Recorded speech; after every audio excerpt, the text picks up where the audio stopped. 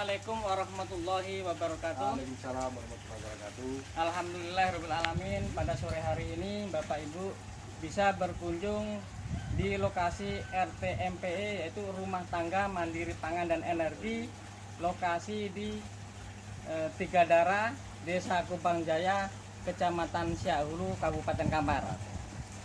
Pada sore hari ini kami menjelaskan bagaimana sapi ini bisa menghasilkan selain anaknya tapi juga kotorannya.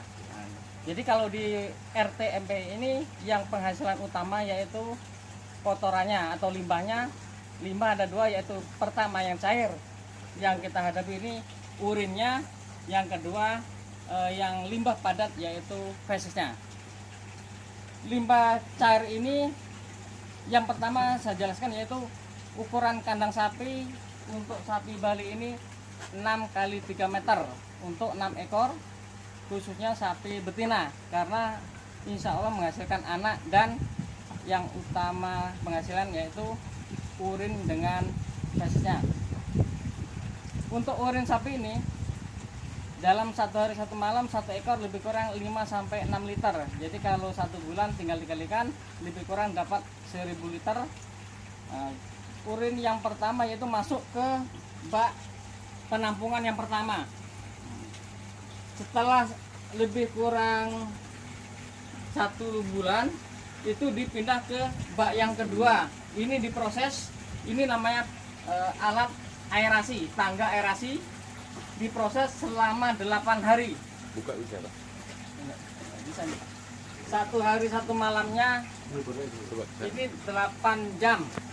Ini diproses selama 8 hari, 1 hari 1 malamnya 8 jam. Guna proses ini untuk menghilangkan bau-bau dan bakteri atau yang tidak berguna, terutama amonia, dan untuk menangkap nitrogen dari udara. Setelah 8 hari baru dipindah ke drum yang pertama. Drum yang pertama ini dicampur dengan rempah-rempah, yaitu ada kunyit, temulawak, temu ireng, sambiloto, brotowali, lengkuas, E4 dan molasses.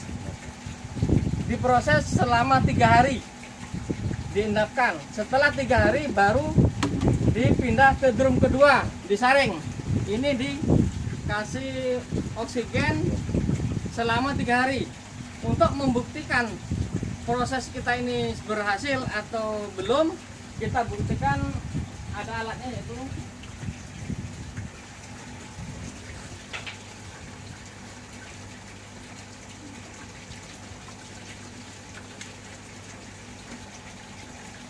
ini, bukan sulap, bukan penipuan.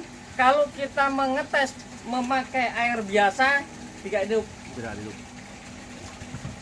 Kalau kita tes di urin yang sudah kita proses, insya Allah hidup. Nah, ini membuktikan kalau mikroba sudah, atau makhluk hidupnya itu sudah penuh. Sudah penuh. Sekali lagi, Hidup. hidup. Setelah, Ini hidup. Nah, Kalau tidak percaya, Bapak atau Ibu bisa pegang. Saya jamin kesetrum.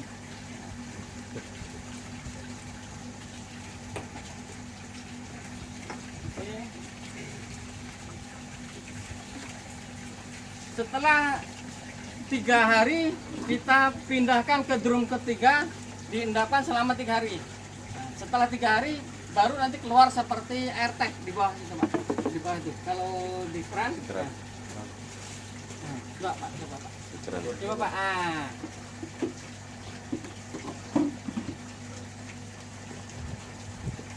seperti teh ya.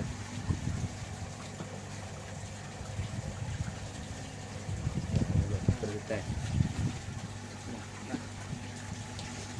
Ini Pak. Sekarang aplikasinya. Kalau untuk tanaman keras 1 liter dicampur dengan 5 liter air biasa, berarti 6 liter. Itu bisa disiramkan, bisa disemprotkan. Kalau untuk tanaman palawija 1 liter dicampur dengan 10 liter, bisa disemprotkan, bisa disiramkan juga. Kalau harganya 1 liter juga bisa dijual 15.000, dikali saja.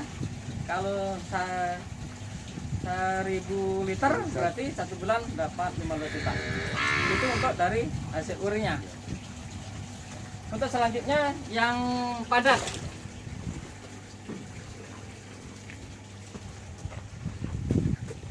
Limbah padat. Limbah padat.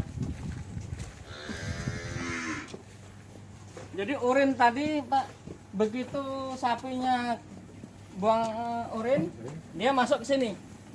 Setelah bersih ini dibuka. Kalau untuk cuci kandang ini ditutup, nah baru dibersihkan. Setelah selesai dibuka seperti ini. Jadi nanti urinnya langsung ngalir sendiri. Kalau untuk limbah padatnya dimasukkan ke sini. Penampungan pertama dimasukkan.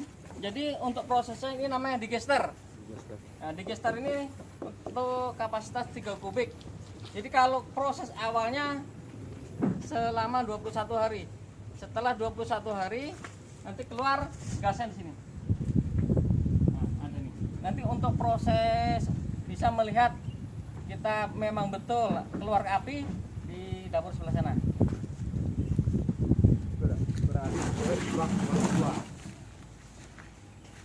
Ini ada hasilnya atau selut untuk bisa dijadikan pupuk juga. Yang pertama padat, yang kedua cair. Yang padat seperti ini Pak, nanti dipindahkan itu seharusnya. Yang cair seperti ini. Ini prosesnya sama juga seperti membuat biorin. Ini campur rempah-rempah juga. Nah, setelah selesai hasilnya seperti ini. Sama juga seperti teh. 1 bulan lebih kurang kalau menghasilkan 150 liter saja diambil kali 10.000 sudah 1.500.000. Ini untuk cairnya. Untuk padatnya kalau 1 bulan dapat 1 ton kali 1.000 saja udah 1 juta. Untuk melihat bagaimana gas tadi itu kita tidak bicara hanya bicara, mari kita buktikan kalau memang keluar apinya. Gas yang kolam terakhir.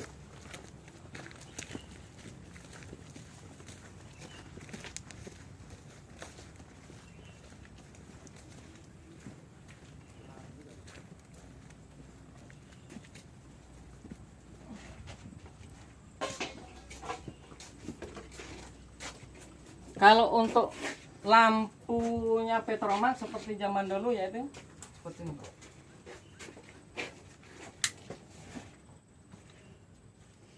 Wah, hidup ya. Ini lampu Petromax seperti zaman dulu. Ya. Nah, karena kondisi kalau mendung seperti ini dia agak tidur Pak. Nah, tapi kalau untuk Tapi dia menggunakan sisa gas tadi Pak ya, dari gester tadi nah ya. itu tuh Digester itu. digester. Dari gester gasnya itu dialirkan melalui Dialirkan, pipa Pak ya. pipa. Nah, ini terus indikatornya ya Pak ya. indikatornya Oke. ini keluar. Nah, itu kalau untuk lampu. Oke. Sekarang matikan dulu Pak.